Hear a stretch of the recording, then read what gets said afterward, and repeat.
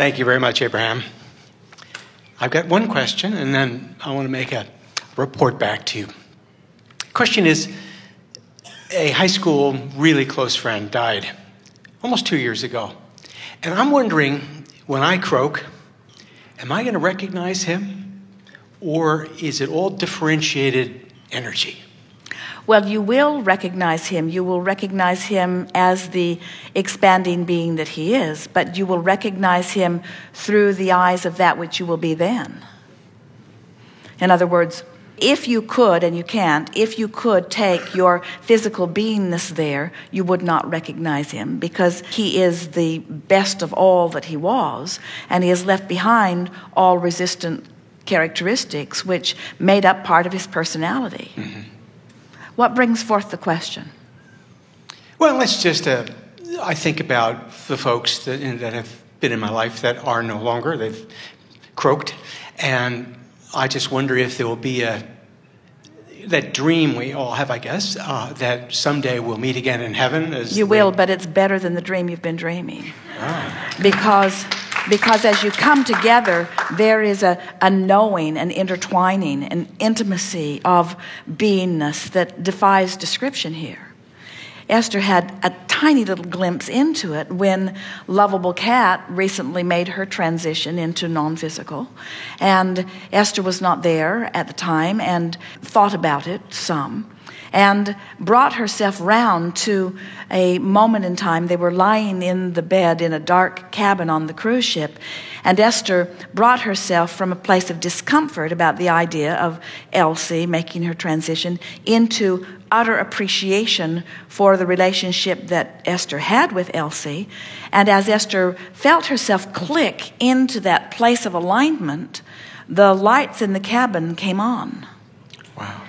And no one else was around. In other words, it was clearly an energy adjustment from that broader perspective. And Esther was astonished at her astonishment, because as much as she loved that cat, she thought of that cat as a cat.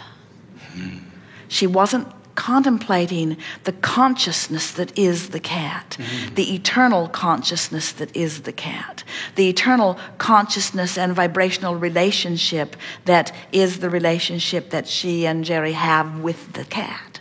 And so if you had talked to her about that before that experience, she would not have described that cat. Now, they'd had an experience where they saw Elsie's aura, which just knocked them over. That cat glowed in the dark on more than one occasion. She was tuned in, tapped in, turned on.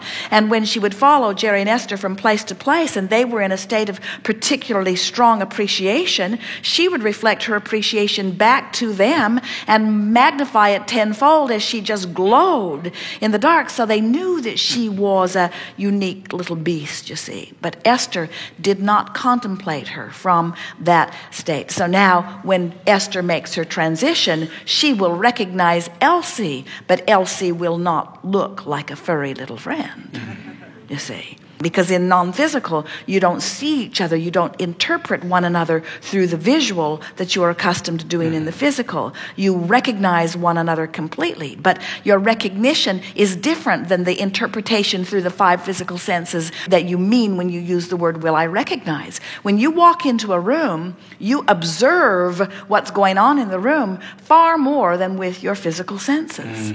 There's much more observation going on that's vibrational interpretation. And when you are non-physically focused, you will be doing that kind of vibrational observation. And friends, you won't be longing for your physical 5-sense observation. You won't feel any lack in the knowingness of the interpretation of one another that you will remember once you reemerge into non-physical.